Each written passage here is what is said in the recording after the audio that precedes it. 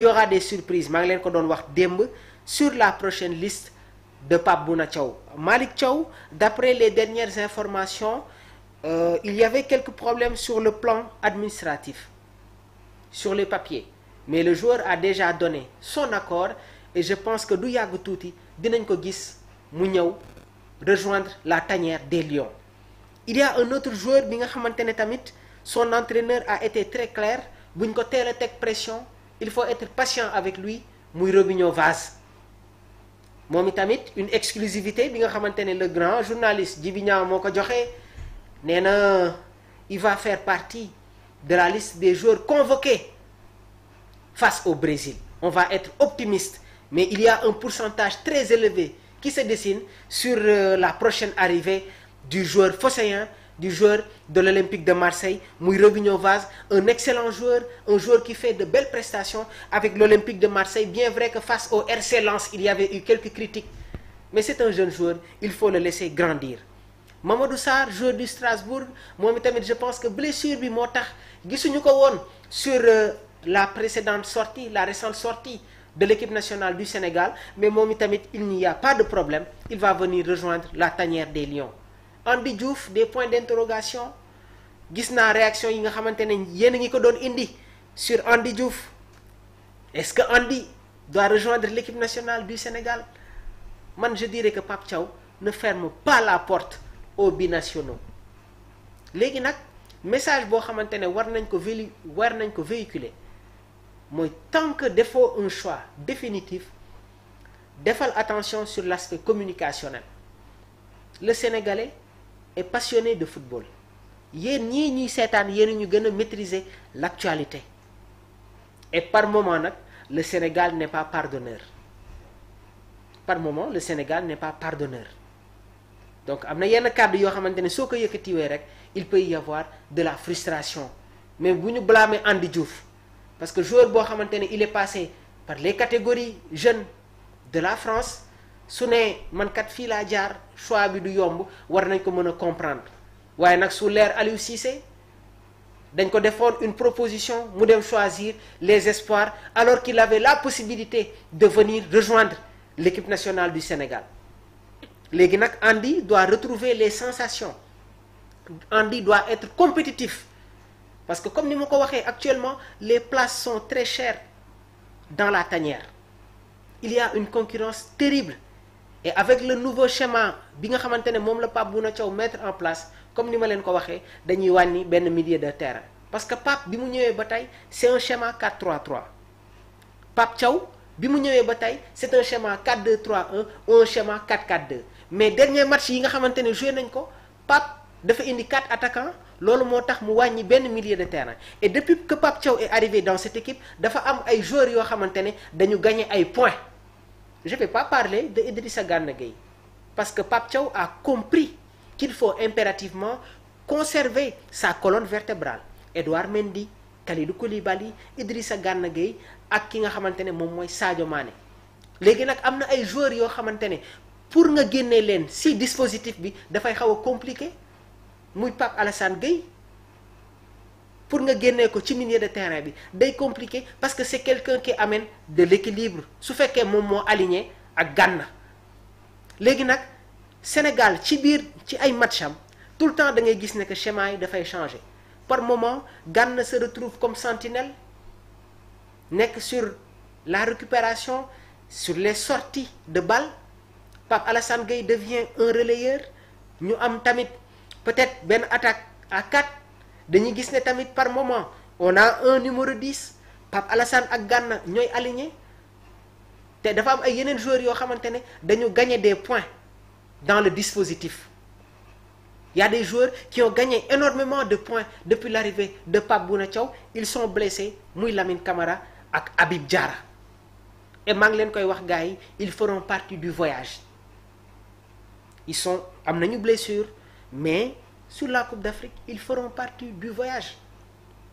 Donc un joueur comme Andy Diouf je pense qu'actuellement déjà il doit retrouver la compétition, retrouver les sensations parce que actuellement à l'Inter de Milan dafa nekk ci benn concurrence bu xaw a doy waar avec les présences de Brozovic, avec les présences de Hakan Çalhanoğlu, parce que Brozovic c'était un ancien milieu de terrain de l'Inter de Milan, actuellement mi ngi football Al Nasser.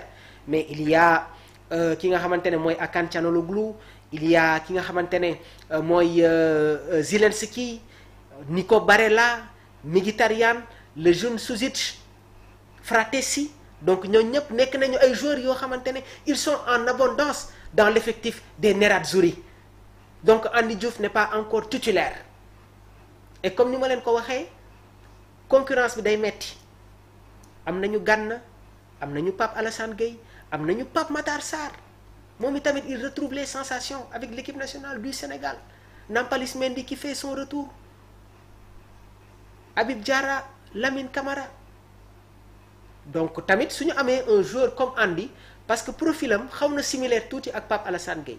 Déjà 1m87, c'est un gaucher avec une palette technique, et dès que le joueur boo xamante ne il est polyvalent, mun na jouer comme relayeur, mun na football comme milieu offensif, il peut se positionner derrière l'attaquant. Un joueur passé par le championnat suisse, jaar ci équipe bi nga xamante ne moom mooy Lens, laataa muy dem nag Inter de Milan. Mais je pense que il doit retrouver les sensations, il doit être compétitif pour avoir du temps de jeu. Pourquoi pas avec la tanière des Lions, avec l'équipe nationale du Sénégal. Comme ni ma leen ko waxee, la porte n'est pas fermée. duñ fi tëj benn porte gars yi. Et je pense que loolu le sélectionneur de l'équipe nationale mi ngi koy jël bu baax a baax en considération. Donc je pense que on a fait le tour de l'actualité. Arouna Sow nee na Sénégal Argentine oui, Sénégal non Sénégal Argentine ñi ngi bof. C'est pas encore officiel, bien vrai que ñi ngi ko doon démarché, mais déjà rek le Maroc a refusé de jouer avec l'équipe de l'Albiceleste. Albiceleste Maroc daf ko refuser parce que pour football Argentine il y a des exigences financières, surtout su fekkee ne que Lionel Messi dafay bokk sur le voyage. Parce que sur l'aspect publicitaire, sur la promotion, yooyu yëpp nekk na ay aspects yoo xamante ne nañu ko jël en considération, dinañ si yaatal bu baax a baax. Donc ñoom Cheikh Adi Mbodj ñu ngi lay ziar bu baax, ñoom Arouna Sow, ñoom Mohamed Dieye, ñoom Djibril Sissoko, Mathiam Ndiaye. Donc Nongo Gaye, vous étiez très nombreux à nous suivre, ñu ngi leen di remercier, di leen souhaiter vraiment un très bon week-end. Donc bu leen ba abonné leen gars yi ñi nga xamante ne yéen a ngi soog a rejoindre la plateforme digitale Sport Life 221 gars yi abonné leen, bës leen la cloche de notification, waaye tamit tee leen di partager live yi. Donc je pense que y a pas trop de questions. ñëw nañu sur le dossier Malick Thiaw, wax naa leen les développements, Robinho Vaz, le jeune Mamadou Sarr, Pape Thiaw du yàgg tuuti, il va dévoiler la liste des joueurs retenus face à cette équipe de la Seleção, le Brésil. Mu nekkaani tamit un match historique, du match amical. Je pense que le Brésil dañu ñëw pour jël cette revanche, parce que défaite bi nga xamante ne amoon nañ ko face au Sénégal mi ngi seen fii ba tey. Et il y aura de la qualité, il y aura de grands joueurs. Rodrigo, Vinicius Junior, Estevão, João Pedro, Matheus Cunha, Richarlison, ñoom Bruno Guimaraes, ñoom Lucas Paqueta, ñoom Joelinton. Donc c'est des joueurs yi nga xamante ne Casemiro, ils feront partie de la liste de Carlo Ancelotti.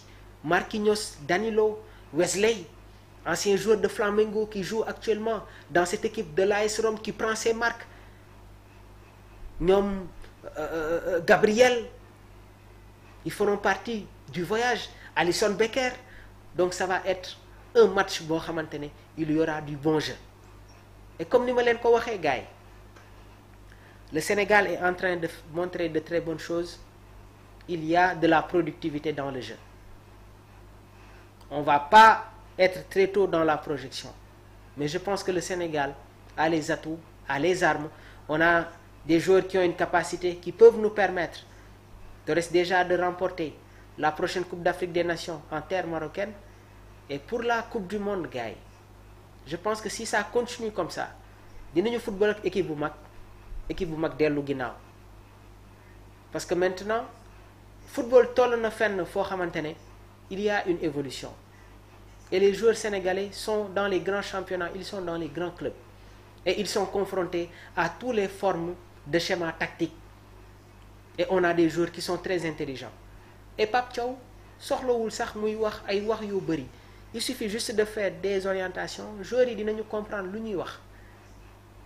Le match contre l'Angleterre doit être un match de référence léegi nag contre le Brésil Pape mun nañu indil lu bees parce que am na yenn match yoo xamante ne pour nga gagner ko il faut impérativement nga remporter la bataille du milieu Sénégal bi muy gagner Angleterre dafa gagner la bataille du milieu avec les présences de Declan Rice d'autres grands joueurs mais nos joueurs étaient trop à l'aise indi un volume de jeu contre le Brésil qu'est-ce qui va se passer?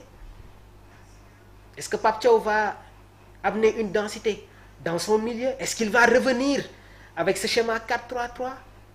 Est-ce qu'il y a des joueurs sur le secteur offensif yoo xamante ne daf leen ni utiliser ci benn registre bu bees? C'est des points d'interrogation mais Pape c'est quelqu'un qui écoute et c'est quelqu'un qui